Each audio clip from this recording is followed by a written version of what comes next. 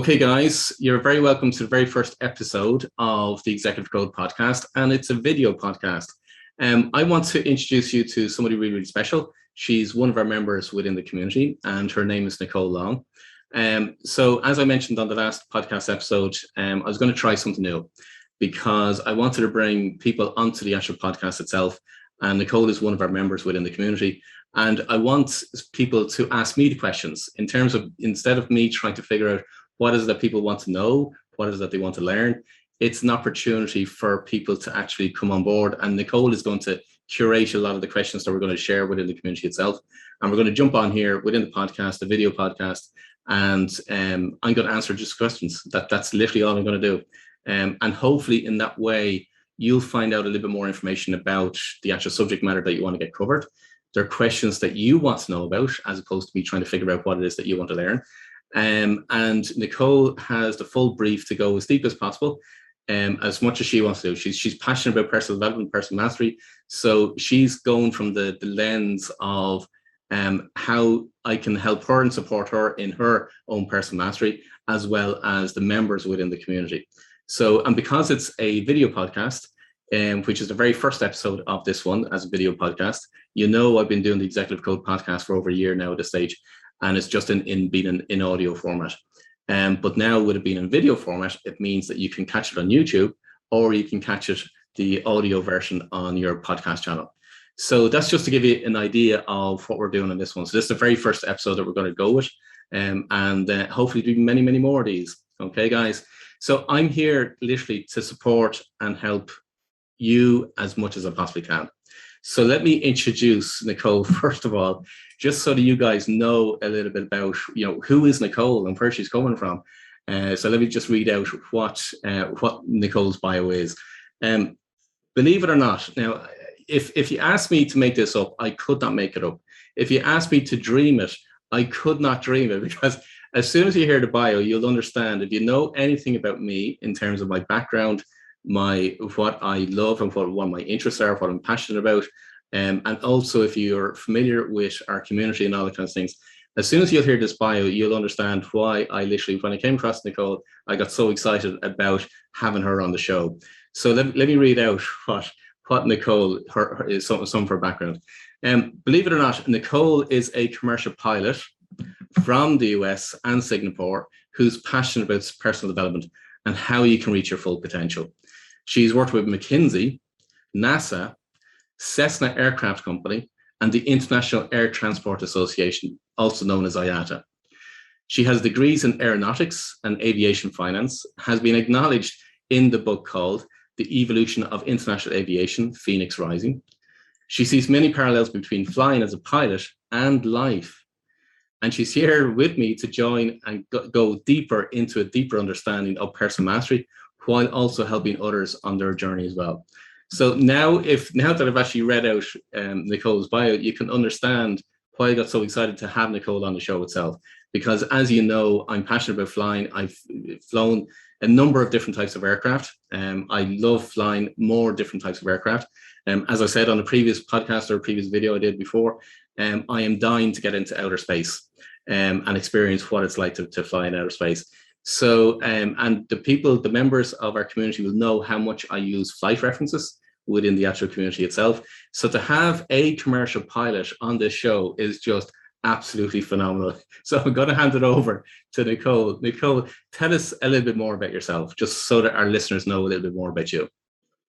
Thank you, Paul. It's great to be here with you today. So as Paul mentioned, my name is Nicole. I'm a commercial pilot who, I was born in the US. I grew up in Singapore. Then I went back to the US for college 10 years ago now. And then I pretty much stayed after my degrees. I've always known I wanted to be a pilot since I was 12 years old, mostly from watching war movies with my family. And then, you know, when it was time to go and decide what I wanted to do for college, I was like, why not pursue flying as a profession? And there really wasn't anything else I wanted to pursue in terms of which industry I'd like to go in. So it was always aviation. Everything that I've done since college has been somehow related to aviation or aerospace. So all the internships and the experiences that I've had that Paul mentioned before they're all, related to aviation. Even at McKinsey, I was an aerospace and defense analyst. So I never drifted too far away from the industry at all. And yeah, so since COVID, since the pandemic, I've been in Singapore with family, but I was just about done with my pipeline patrol job in Texas before, and was getting ready to move on to the regional airlines in the US when COVID hit. And now with being vaccinated and all, I'm ready to go back and continue with that part of my career. And I'm passionate about personal development and how what Paul does can help me, as well as everyone else in the community with their careers and in their lives. Brilliant, brilliant. I'm sure you can't wait to get back into the commercial aircraft. Yeah. Cool, cool. Okay, guys, what we're going to do is just to give you an idea of what we're going to be doing, right? As you know, I run these, what I do in the community, very, very relaxed. But what we're going to do, so Nicole has curated some of the questions, both from herself, but also what she's seen in the community itself, and people asking questions or commenting and all that kind of things. So Nicole, you've got a couple of questions you want to ask. So we're going to try and keep the episodes to a particular time frame. And the reason being is because the feedback that I got from listeners was that you love it when they're short, because you can put them on repeat and you listen to them every now more and more on repeat, just to get a deeper understanding of it and so on. So we're going to try and keep it to a particular time frame. So it depends on how many questions are going to get answered in a particular session. So let's just see how it goes. So Nicole, I'm going to hand it over to you in terms of what is the first question you want to go through anyway. Sure. So, when we got in contact, Paul, you mentioned that you had this podcast series and I was super interested about that. So I went in and, listened to the last 5 podcasts that you had. And one thing that stood out to me was when you mentioned that, self-worth is proportional to affects how much one earns. Basically, how much you earn is proportional to your self-worth. So my question is, how can one increase their self-worth in a healthy manner? And what's the difference between self-worth and self-esteem? Perfect. Okay. So self-worth will have a direct impact on the amount you earn. It will also have a direct impact on how much you will manifest in your life.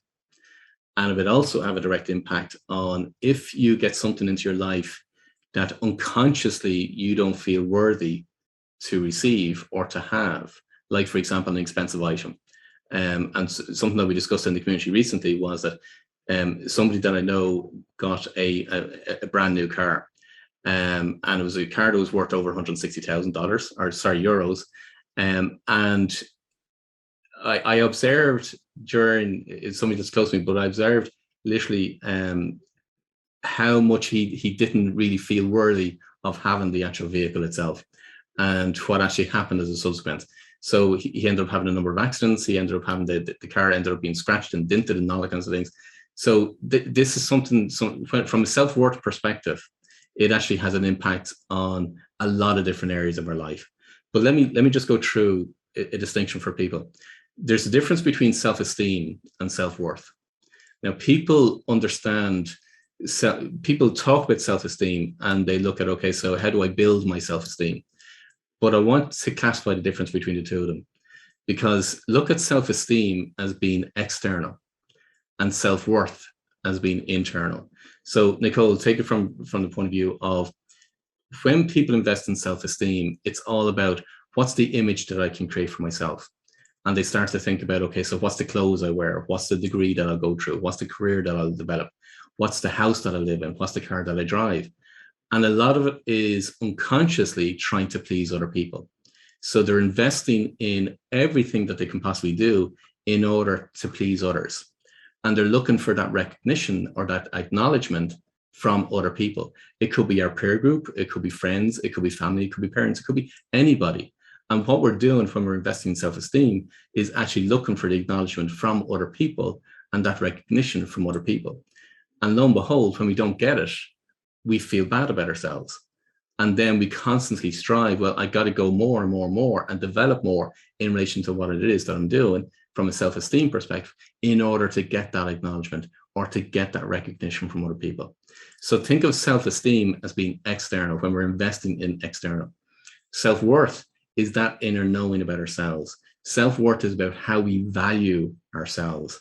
So look at it from the perspective of what's the, how much do you, what is it you think about yourself? What is it that you value about yourself? Now, self-worth will kick in from perspective of, as I said earlier on, is if you don't feel deserving of what it is that you're to receive, well, then unconsciously you will bring about events in order to impact on what it is that you're receiving. So people would have heard, in relation to personal development, personal mastery, people would have heard about the law of attraction, for example.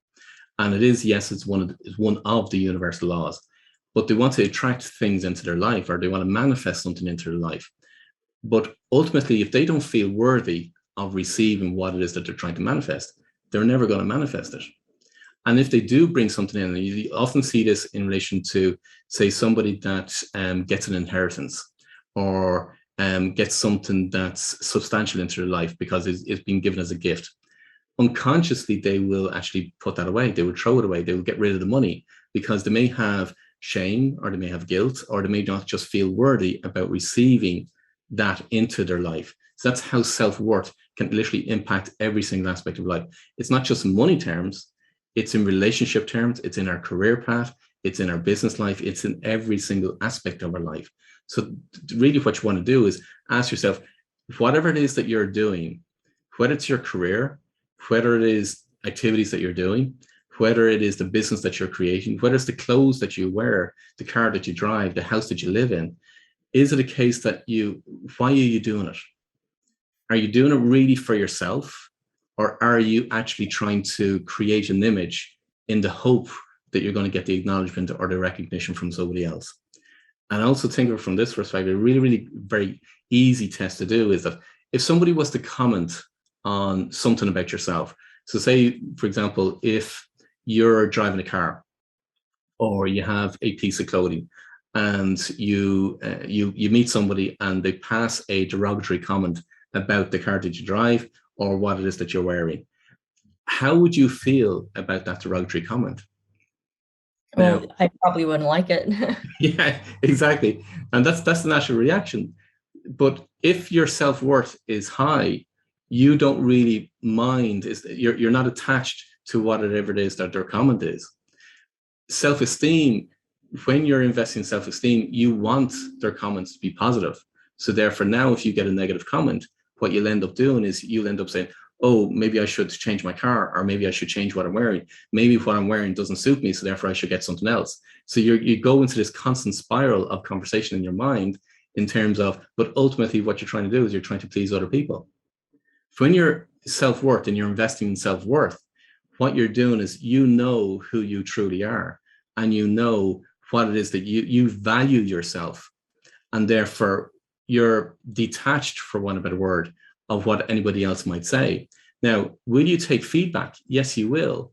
You'll understand, because you're constantly looking for feedback in terms of what would help you to grow, but you're not going to be attached to if somebody passes in a derogatory comment. You're not going to have that conversation because you'll have that surety about yourself. So self-worth is about how you value yourself.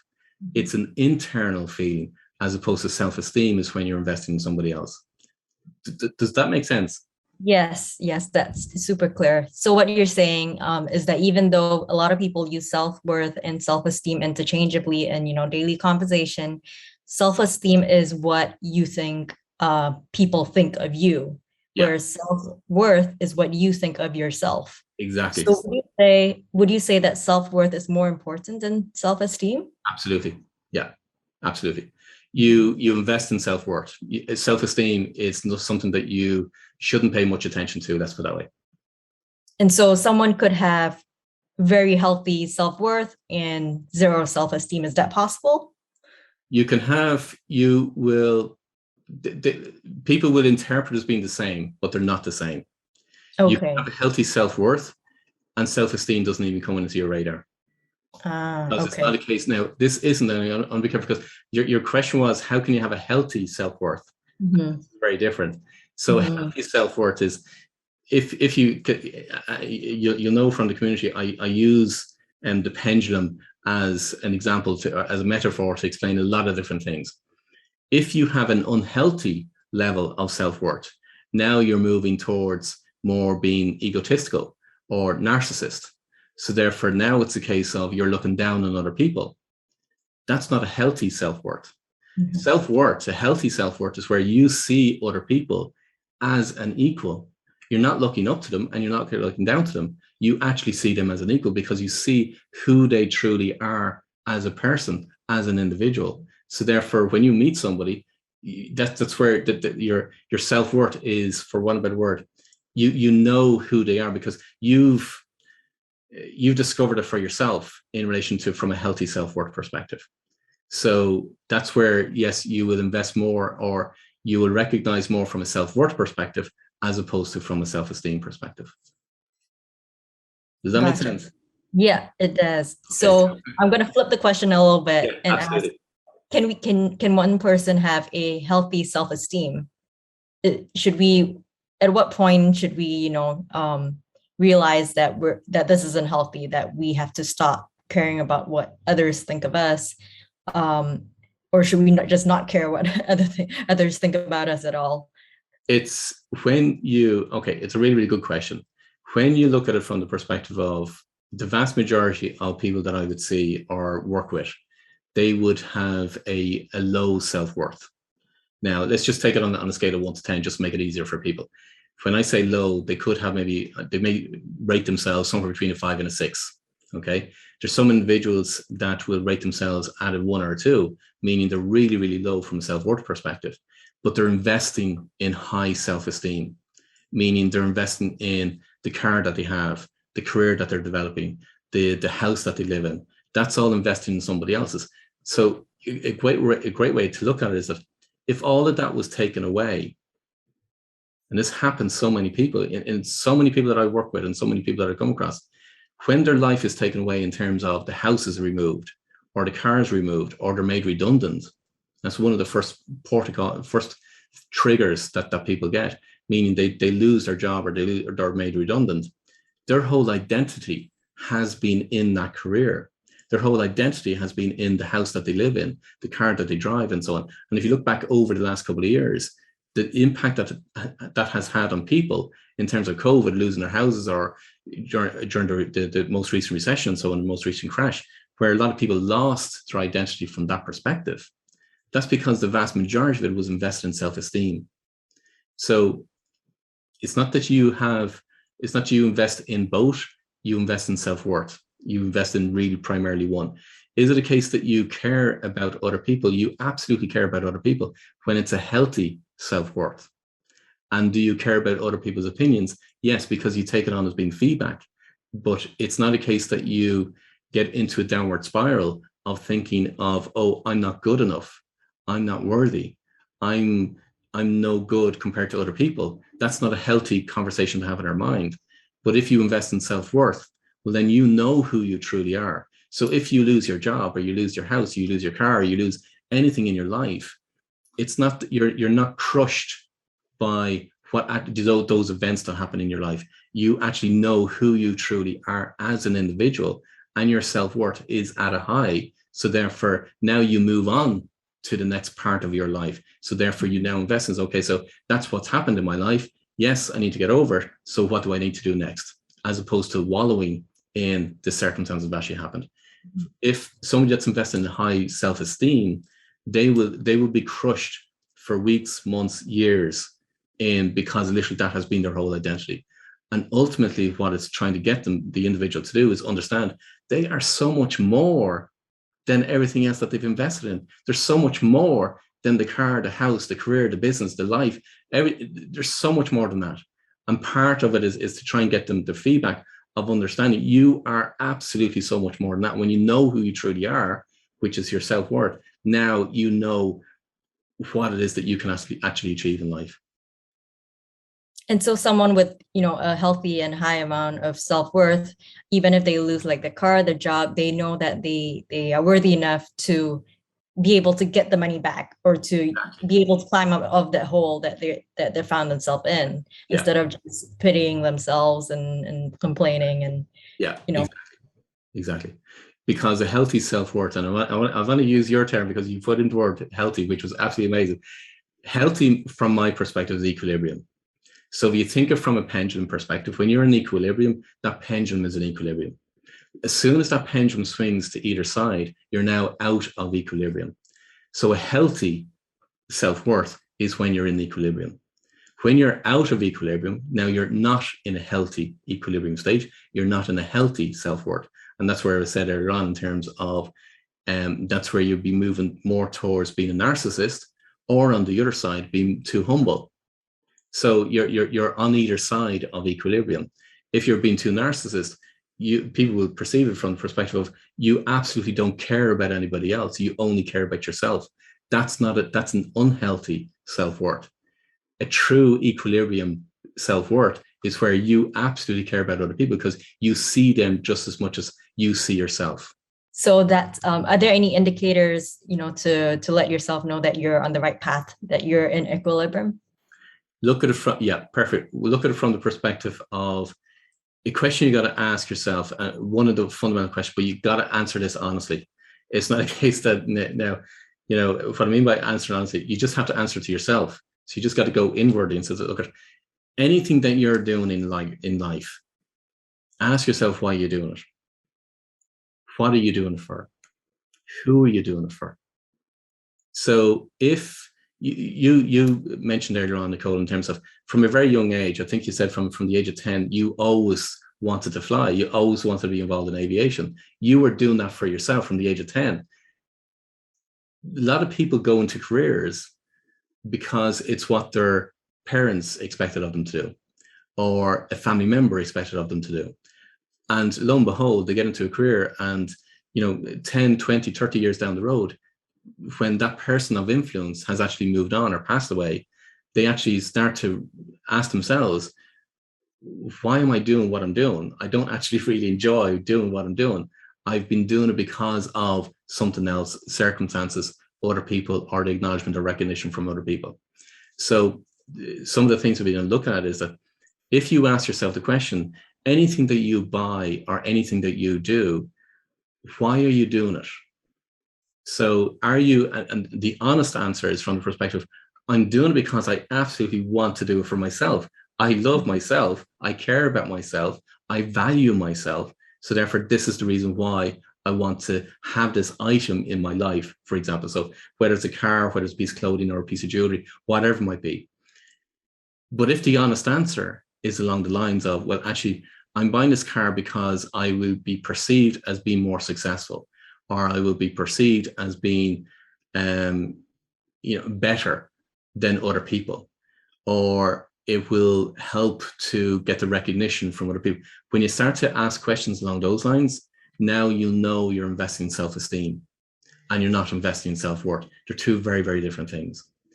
If people that will find themselves, if there's a few other indicators, but people that aren't on their purpose will have a low self-worth. People that aren't operating in line with their genius drivers will have a low self-worth. Because you asked earlier on in terms of, okay, so how do you build your self-worth? Now, so if I was to answer, sorry, let me ask you, is there any question you want to ask just to go a little bit deeper on that? Or do you want me to answer that question in terms of how do you build your self-worth? Whichever you want to go with. But it's funny that you brought up, flying, because I am the only one in my family who has anything to do with aviation. So it was definitely not my family members who, well, they didn't consciously push me towards a flying career. I mean, I did watch war movies with them, but they didn't think that was gonna inspire me to become a pilot. I really did not have any external influences, growing up, especially growing up in Singapore, where female pilots were not really a thing. So, I mean, I guess, now that you explain it, the difference between self-worth and self-esteem, it's so much more clear. And I think people are conscious that there's a difference. They just don't realize that the two terms are completely different things. And that's why they use it interchangeably. But I think you mentioned, doing doing something for yourself. And for me, it was, going to aviation. I also wanted to mention that at some point, I think you have to, I had to personally think deeper about why I was doing this. Because flying wasn't just something cool anymore. I realized that I had to be doing this for something bigger than myself. So not just because I thought flying was cool or because I wanted to be a pilot, but because I wanted to actually contribute to, the community and the world, through flying and through other aspects of an aviation career. So yeah, that was my detour, but sorry, what was your question? No, absolutely perfect. Absolutely perfect. Because it gives a very clear distinction. Because it's something that you're doing for yourself. And you have the passion about it, you have the drive about it. So it's something that you are actually doing for yourself as opposed to being influenced to do it. So it's really, really good to recognize it. One of the things that you asked about, okay, so how do we actually build our self-worth? Because and you go back to, again, to your original question, which was, okay, so if our self-worth has a direct proportion to the amount of what we earn, well, then surely do we want to increase our self-worth? And the answer is yes. So think of it from the point of view of the more you value yourself and the more you know about yourself and the more self-worth you have, well, then the higher you're going to earn. And it's an easy equation. The less self-worth that you have, well, then the less you're going to value yourself, and therefore the less you're going to the less you're going to earn. But also look at it from the perspective of, if from a self-worth perspective, you know who you truly are. From a self-worth perspective, you value yourself, and therefore you want more into your life. So therefore it becomes easier to manifest more into your life. Low self-worth is unconsciously what you'll be saying to yourself is, I don't deserve this. So therefore you're going to bring less into your life. If you were to be put on a high salary and you realize, actually unconsciously, I don't deserve this salary that I'm on, you will self-sabotage in order to bring yourself back down again, in order, from your perspective, to the level of self-worth that you perceive yourself to be at. And you'll see this in a lot of executives, whereby, again, a lot of people that I work with, whereby they get a promotion and they get a significant salary increase, but because their self-worth hasn't reached that same level, now they'll self-sabotage and bring themselves back down to a lower level. And then 6 months down the road, a year down the road, they end up getting demoted, or they end up being made redundant or being fired. So that's where self-worth has a direct proportion or direct link to your earnings, your remuneration package, and what it is that you bring into your life. How do you build your self-worth? On one of the podcast episodes, I explained about confidence. And there's 3 pillars to confidence. So each one of these are interlinked. So the 3 pillars to confidence are self-care, self-belief, and self-worth. And each one of those pillars are interlinked with each other. But those 3 together will build your confidence. So one of the things, because they're interlinked, one of the things from a self-worth perspective is the self-care. So how much do you care about yourself? How much do you look after yourself? Are you putting other people first ahead of yourself? And being a pilot, Nicole, from the perspective of the one thing that the cabin crew will say to the passengers as part of the safety announcement is, put on your mask first before you put it on anybody else. True? Mm-hmm. Exact same thing when it comes to self-worth and from a self-care perspective. So self-care, we've got to be looking after ourselves first before we can look after other people. So, but when you invest in self-care, your direct link to your self-worth is, I care about myself. I value myself. And that's why the two of them are interchangeable. So your first port of call is, you got to be looking at it from a self-care perspective. Next, you got to be looking at, okay, where in your life do you judge yourself? So think of it from a comparative, and this is where I refer to as being comparative thinking. You're comparing yourself to other people. Now, for the vast majority of people, when they're comparing themselves, they're judging themselves, meaning that what they're saying is, I'm not as good as somebody else. Who am I to do what I'm to do? Who am I to stand on stage? Or who am I to do this career? Who am I to be whatever it is that you want to be? And that's where you're judging yourself compared to somebody else. So when we're judging ourselves, what you're doing is you're actually lowering your own self-worth, because you're not seeing who you truly are. You're not seeing the value of who you are and the worth that you are. So look at it from a judging perspective. Where in your life are you actually comparing yourself to other people? And what I mean by comparing yourself to other people, where are you putting yourself down? Does that make sense? Yes, yes, it does. And you mentioned how not self-believing, it's in a way self-sabotaging. And I realized that, over the years in flight training, it's a pretty common thing to observe within student pilots, actually. And I think I myself have been affected by it. You just don't think that you're good enough to solo that plane, or to get your pilot's license, or to become an airline pilot, because it just seems so far away. Yeah. And a lot of that is, not seeing that it's possible for someone like you to become someone like that.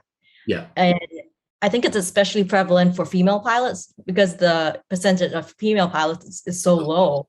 Yeah, exactly. So I have, heard flight instructors, my flight instructors and other flight instructors say that it is more common within female pilots compared to male pilots. Yeah. So it's definitely pretty obvious, I would say, in flight training. And it's mostly a mental barrier, I would say, because I don't think female pilots are any worse off than male pilots. I mean, in some ways, I think in general, female pilots are better.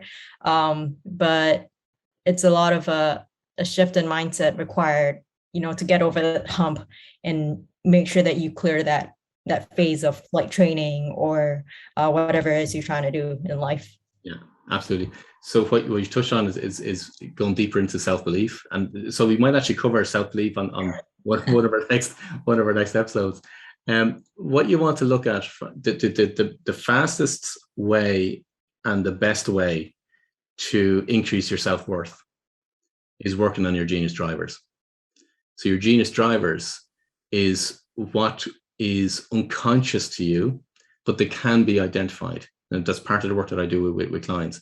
When you identify your genius drivers and you're doing your work, or you're building your business, or you're building your career in line with your genius drivers, well, then your self-worth increases, because your genius drivers are linked to your life purpose.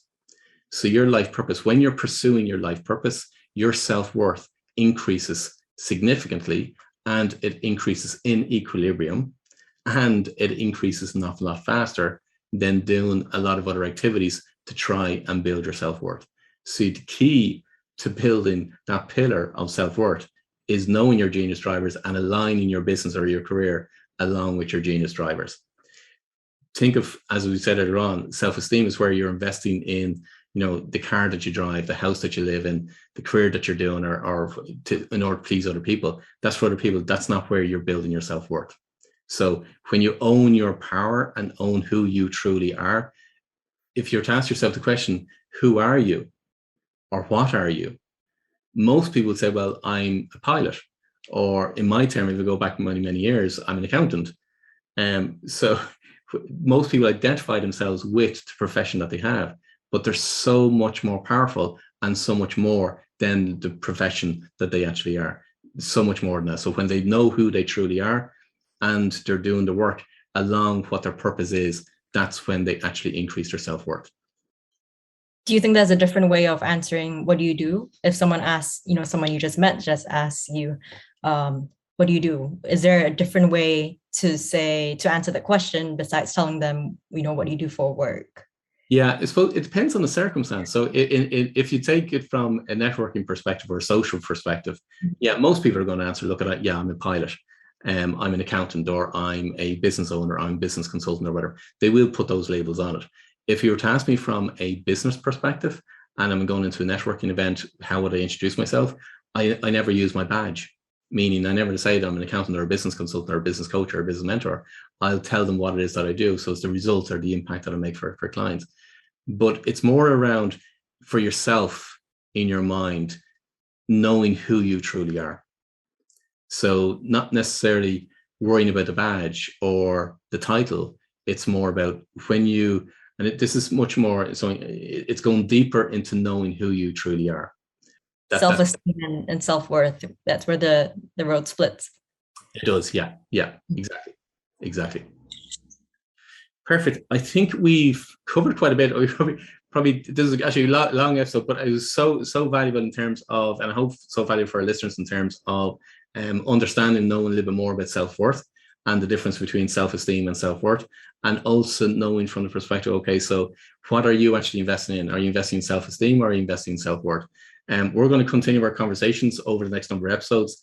We're going to leave it there for now, however, because we want to literally keep it succinct for yourselves as listeners, as video watchers, in order to understand the difference between self-esteem and self-worth. I hope you got a lot from it. Look, guys, knowing your true life purpose and being on your life purpose is the most powerful way for you to reach your full potential.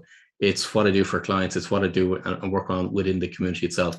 So if you want to learn more, come join us in the community. Nicole is in the community, so you can always reach out to Nicole and find out a little bit more about Nicole, how she is as a pilot and so on. So let's communicate with everybody else within the actual community itself. If you want to know how to join a community, just head over to my website, paulwilliamdavis.com. There's a link there for the actual community itself, and we love to have you in within the community. And these are the kind of conversations that we have within the different lounges within the community. So you'll be very, very welcome. But guys, until next time, I wish you every success.